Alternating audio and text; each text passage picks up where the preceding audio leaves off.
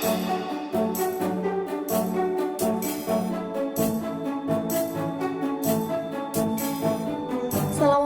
warahmatullahi wabarakatuh. Hello everyone, my name is Hanifah Khairunisa.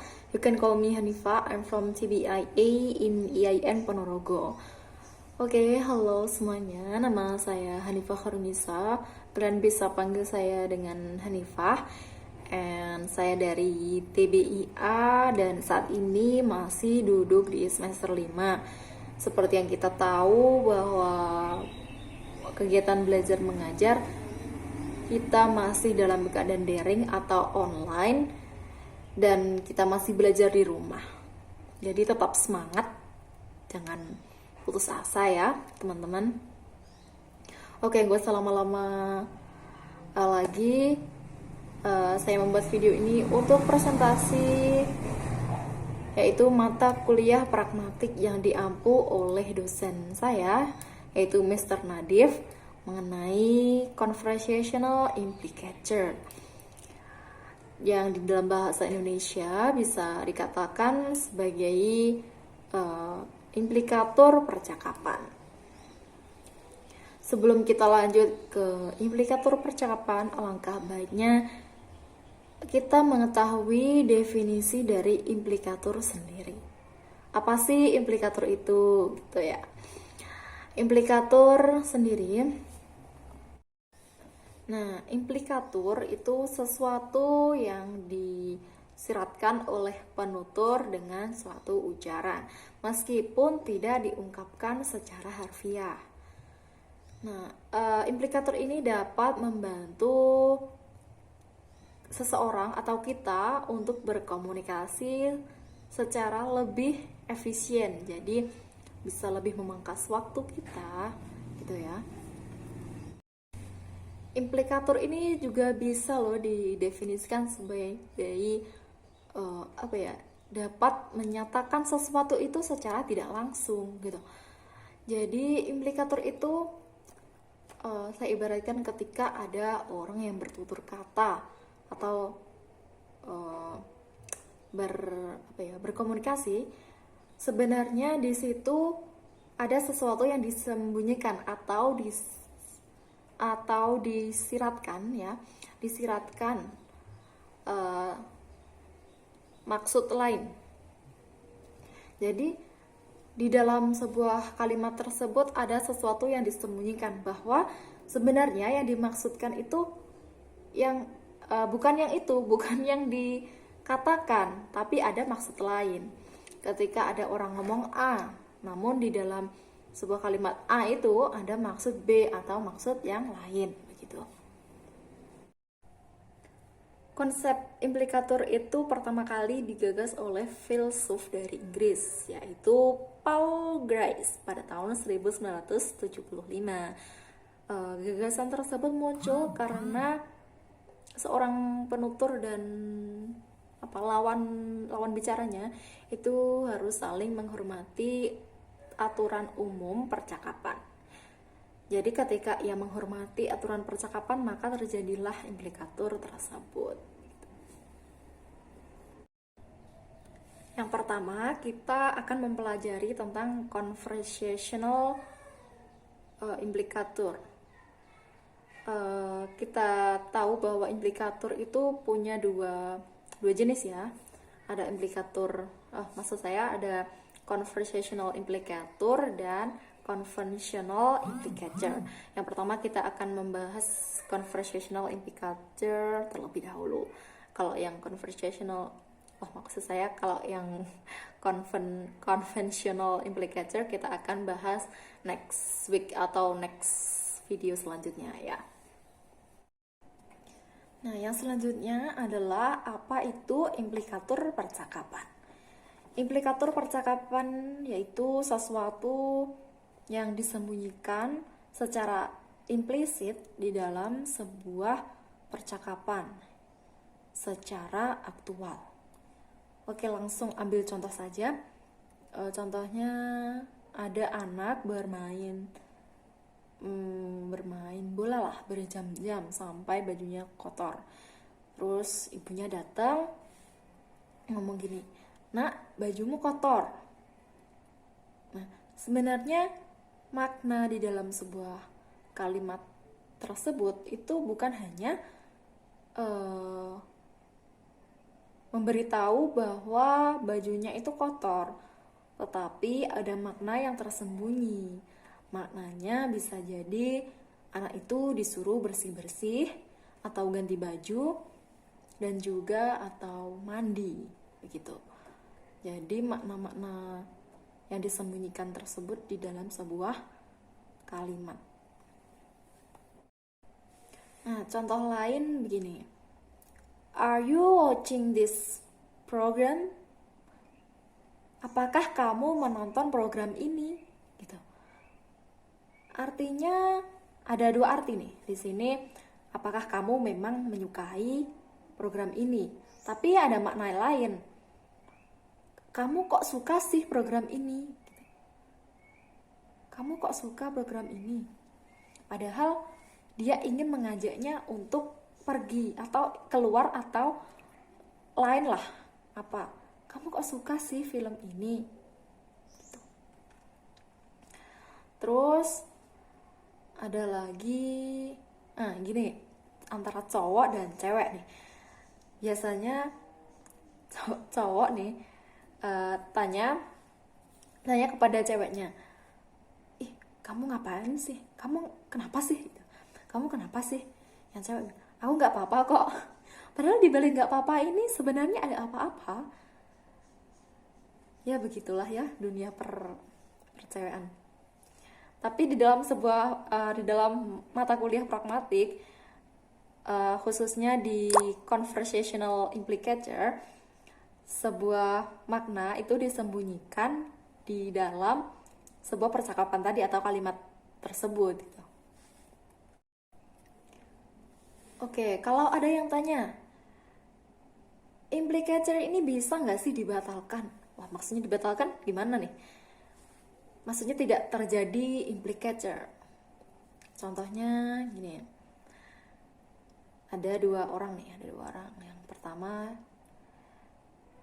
aku sebut A dan B. John ate some cookies. John memakan beberapa cookies atau kue. Terus yang B itu bilang, how many are left? Berapa banyak yang masih tersisa? Faktanya, John memakan semuanya. Jadi, implicator tersebut bisa dibatalkan. Jadi nggak termasuk jadi implicator gitu. Oke, jadi bisa disimpulkan ya bahwa conversational implicator atau implikator percakapan itu adalah apa yang dikomunikasikan, apa yang disampaikan, dan apa yang dimaksudkan, tetapi di luar dari apa yang dikatakan. Nah, selanjutnya kita akan membahas cooperative principle. Nah, cooperative principle ini ada motonya gini. Be cooperative with your partner. Jadi kooperatif gitu sama lawan bicaranya agar terjadi komunikasi yang lebih baik antar komunikator. Dan dua-duanya ini faham akan aturan umum percakapan dan menghormati atau menghargai si penutur. Maaf, tadi ada mobil lewat.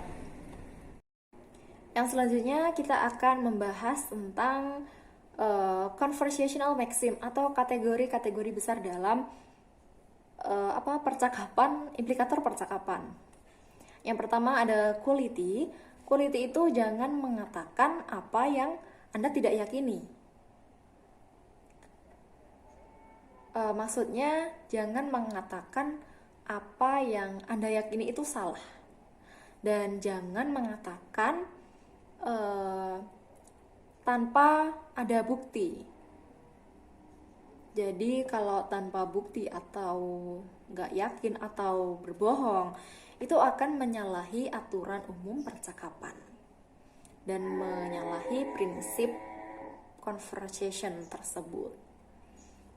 Yang kedua itu ada quantity. Quantity ini adalah apa yang dibicarakan itu sesuai dengan apa yang diinginkan, dan jangan terlalu banyak atau jangan terlalu sedikit dalam memberi jawaban. Ketika kita ditanya, "What's your name?" Ketika kita ditanya, "What's your name?" Siapa nama kamu? Gitu. Jawaban kita pasti ya, "My name is bla bla bla." Nama saya adalah Hanifah, misal. Nggak boleh, "Namamu siapa? What's your name?" "Iya, namaku Hanifah, aku tinggal di Ponorogo. Lalu aku juga tinggal sama adikku." Itu sangat menyalahi aturan principle conversation. Yang ketiga yaitu relation. Relation adalah pertanyaan dan jawaban harus relevan. Harus relevan itu nyambung antara penanya dan juga yang jawab. "Kamu sudah makan?" Contohnya, "Kamu sudah makan?" Masa dijawab kemarin? Maksud saya itu masih nyambung ya. "Kamu sudah makan?" Masa dijawab merah atau putih? Kan nggak relevan, nggak nyambung gitu. Dan yang terakhir atau yang keempat ada manner. Manner ini harus hindari yang tidak jelas dan juga hindari yang ambigu, dan juga yang singkat.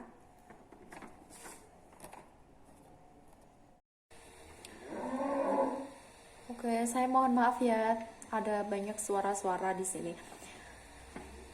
Tadi kan kita sudah mengetahui 4 kategori maxims ya. Sekarang kita lanjut bagaimana orang melakukan percakapan dengan 4 maxim ini.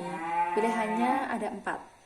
Yang pertama ada observe, itu taat atau mentaati 4 maxim tadi gitu.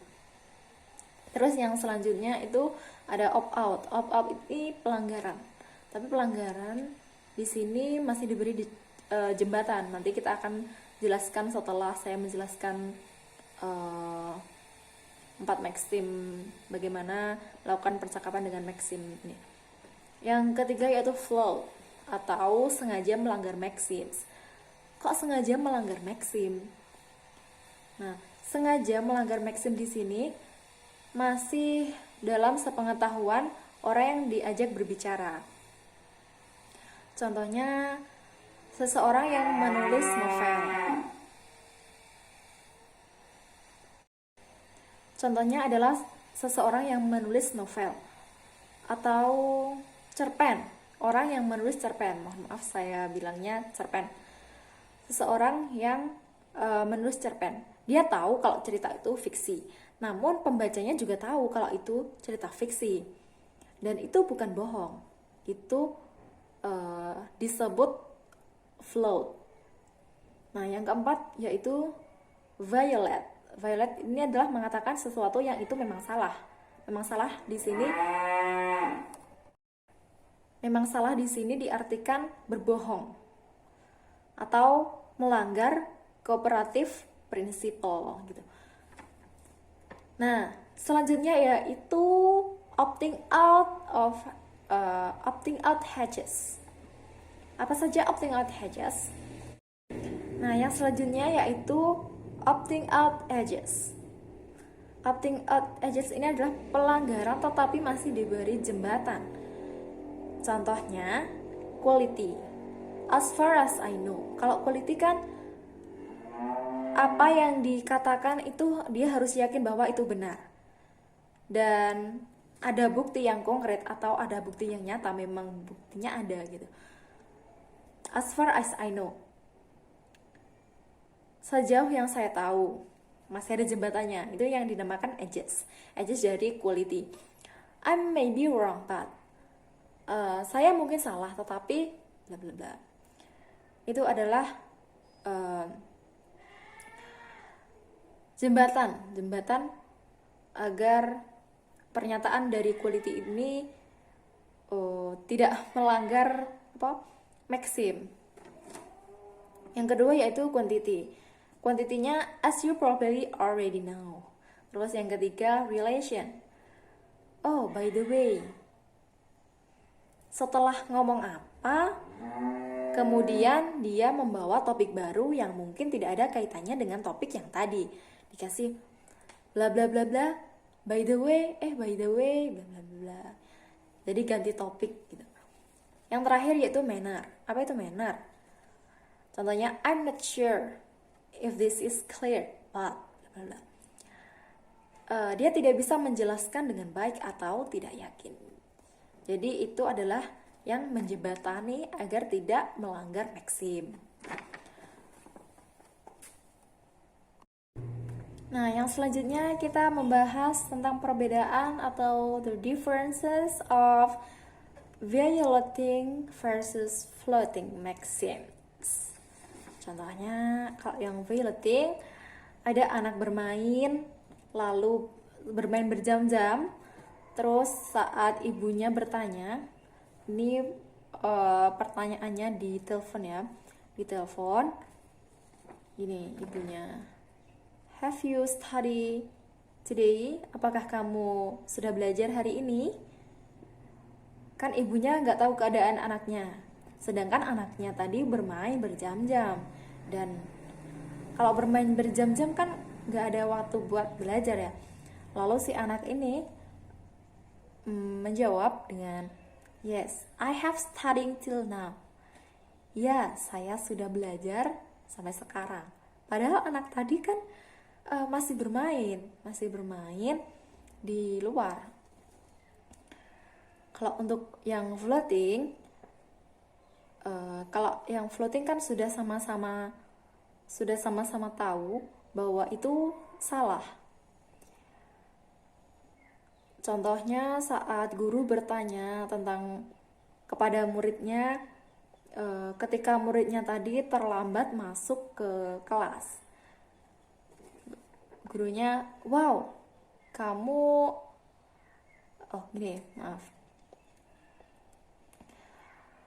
wow, rajin sekali kamu baru datang gitu.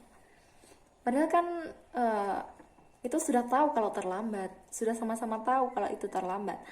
Lalu si siswa tadi, sorry sir, saya tidak mengulanginya lagi.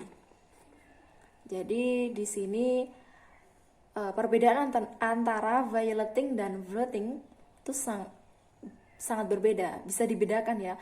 Kalau yang violating itu real berbohong. Kalau yang floating itu sudah sama-sama tahu bahwa itu bersalah. Jadi guru tadi ngomong gitu itu nggak maksud berbohong. Itu sudah tahu, sama-sama tahu kalau itu salah. Oke, mungkin itu saja yang bisa saya sampaikan kepada teman-teman. Apabila ada kurang atau